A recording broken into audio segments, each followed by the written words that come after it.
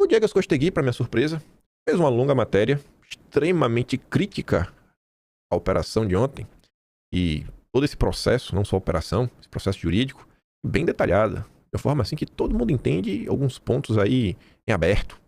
E ele coloca ali na manchete, né? Análise. Isso aqui é realmente uma análise muito bem feita. A incompetência permanente. A deflagração da operação da PF contra servidores da Receita nesta terça e as notas divulgadas em seguida pelo gabinete de Dom Pedro III, pela Receita e pela PF expõem pela primeira vez e de forma clara a fragilidade das bases processuais sobre as quais a investigação foi construída. Até hoje, os atos do caso estavam protegidos pelo sigilo.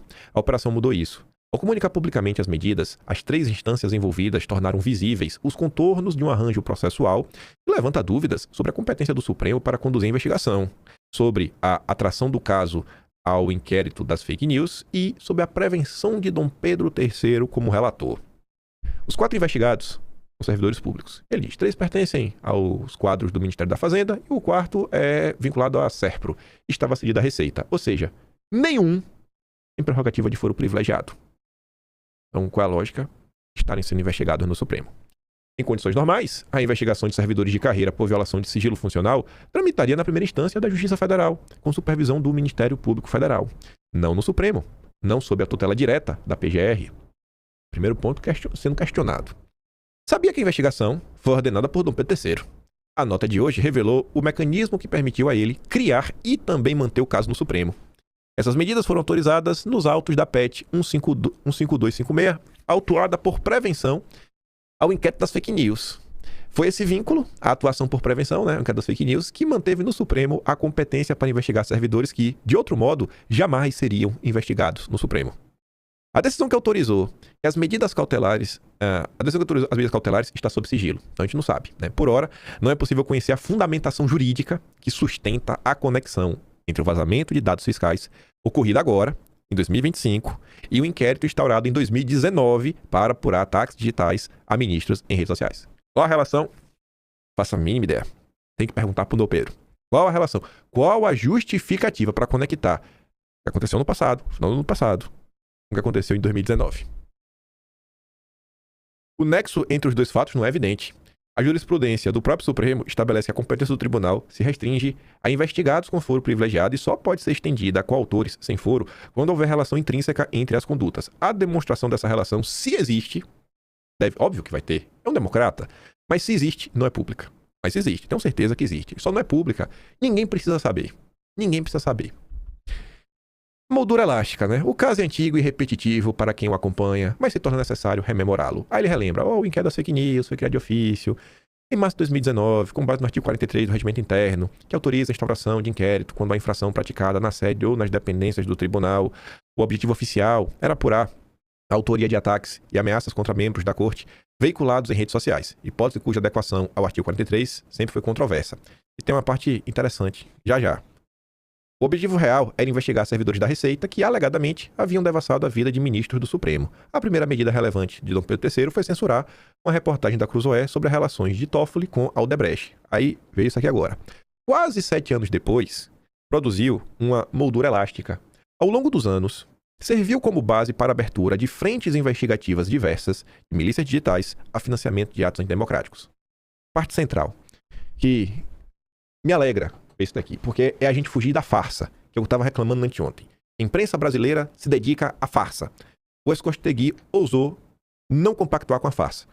Resumo sobre o inquérito, essa moldura elástica e tudo que aconteceu nesses 7 anos. De modo geral, esse inquérito tornou-se, com o tempo, um veículo processual para investigar Bolsonaro e seu grupo político. É isso. É isso que se tornou. Não tem objetivo mais. Já ampliou para todos os meios e lados diferentes. Para quê? Para ir atrás de Bolsonaro. É uma ferramenta constante de tentar destruir o bolsonarismo. É isso.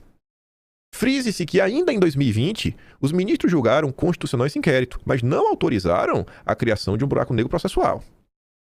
A operação desta terça segue a mesma lógica. Um fato novo e de natureza distinta, o vazamento de dados fiscais de ministros. Enfim, é absorvido por um processo antigo, sob a justificativa de que ambos envolvem ataques a integrantes do Supremo. A vinculação produz efeitos concretos, ela fixa a competência do Supremo, garante a relatoria a Dom Pedro III e transfere a atuação ministerial ao PGR, dispensando a participação de procuradores de primeiro grau. Em 2 palavras, concentra poder. O uso do inquérito das fake news como guarda-chuva processual não é um detalhe burocrático, é a decisão que define quem investiga, quem supervisiona e sob quais regras o caso tramita. Nesse caso, eu acho que, assim, não tem regras, né? A regra é ele é a regra. O interesse do relator. Aí o Escostegui coloca o dedo assim na ferida e roda, né? Botou assim, rodar o dedinho na ferida. Aqui pegou pesado, viu? Pegou pesado. Depois é preso e acha ruim. Eu discordo do que ele está falando, já adianto, que eu sou um democrata. Mas só para mostrar para vocês os absurdos que a imprensa está falando. Eu discordo. Só pra vocês verem os absurdos, ó. Olha o absurdo que ele disse, ó. A advogada Viviane Bastos de Moraes, esposa do ministro, figura entre as vítimas. O contexto da investigação torna isso esperado. O gatilho das apurações foi justamente a publicação de dados fiscais do escritório contratado por Viviane, como mostrou o bastidor. Dom Pedro é, portanto, o relator de uma investigação que apura a violação de dados da própria esposa. O artigo 252, inciso 4º do Código de Processo Penal prevê o impedimento do juiz quando ele próprio ou seu cônjuge ou parente for interessado no feito. A norma existe para garantir imparcialidade e não comporta ou não deveria comportar exceções. Somente interpretações razoáveis. Esse dispositivo que, ao longo da história da Corte, levou ministros a se declararem impedidos em casos que envolveu familiares, ainda que de forma indireta, ou melhor, deveria ter levado. Mas e aí? Qual a justificativa que ele vai ter para não relatar? Eu não sei. Eu, nesse caso, não sei nem o que falar.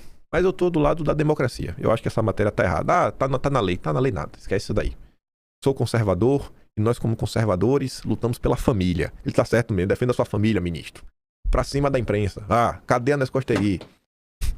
Vê se eu vou ficar contra. Eu tô do lado da democracia. A nota de Dom Pedro III não mencionou impedimento. Não informou se a questão foi suscitada nos autos. Não explicou por que a relatoria não foi declinada a outro ministro da corte. Ao que se sabe, o parecer de Paulo Gonet, favorável às medidas, tá vendo que é tudo democrático? Tampouco abordou a questão, embora a condição de Viviane como vítima fosse de conhecimentos envolvidos. A operação foi autorizada, as medidas cautelares foram decretadas e a nota foi publicada sem que nenhuma das instâncias tenha enfrentado, ao menos publicamente, uma das questões mais elementares do caso, né? O relator é a parte interessada. Lógico, porque ele quer saber da verdade, né? Ele é interessado em saber quem são os vazadores, quem são os criminosos. A nota de Dom Pedro III nomeou os 4 investigados. E aqui de outro ponto que levanta questionamentos. Por quê? A PF e a Receita não fizeram isso. Só quem deu os nomes foi Dom Pedro III. A postura das forças de segurança segue uma prática consolidada após a entrada em vigor da Lei 13.869 de 2019, que é a Lei de Abuso de Autoridade. O artigo 38 da Lei de Abuso de Autoridade tipifica como crime de abuso de autoridade a conduta do responsável pelas investigações antecipar, por meio de comunicação, inclusive rede social, a atribuição de culpa antes de concluída as apurações e formalizada a acusação. O dispositivo não proíbe literalmente a divulgação de nomes. O que ele criminaliza é a antecipação de juízo de culpa. Há uma zona cinzenta entre as duas coisas. E é nessa zona que opera o gesto do gabinete. A nota não se limitou a informar os nomes. Apresentou-os em contexto que descreve diversos e múltiplos acessos ilícitos, qualifica os acessos como ilegais e detalha as medidas cautelares impostas a cada investigado. Lida como um todo. A nota antecipa a atribuição de responsabilidade antes de concluídas as apurações e antes de que qualquer denúncia ou indiciamento. A responsabilização penal do relator pela divulgação é improvável. Alguém acha que Dom Pedro III será responsabilizado nos termos do artigo 38 da Lei de Abuso de Autoridade? Está morando em Nárnia, né? Se alguém acha que isso vai acontecer. A Lei de Abuso de Autoridade exige, seu primeiro artigo, parágrafo 1º, a demonstração de dolo específico, aspas, finalidade específica de prejudicar o trem ou beneficiar a si mesmo ou a terceiro, ou ainda por mero capricho ou satisfação pessoal. Jamais foi por capricho. Sempre foi pela lei e pela democracia. É um elemento subjetivo de comprovação extremamente difícil. Mas a improbabilidade de sanção penal não apaga a pergunta: por que o gabinete do relator, do Dom Pedro III, divulgou os nomes, quando as instituições que conduziram a operação optaram deliberadamente por não fazer isso?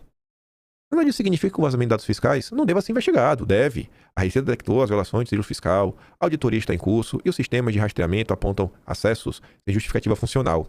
Mas a legitimidade de investigação não depende apenas da gravidade dos fatos que ele apura. Depende também do respeito às regras que a disciplinam. Os atos tornados públicos hoje levantam dúvidas sérias sobre se essas regras foram observadas.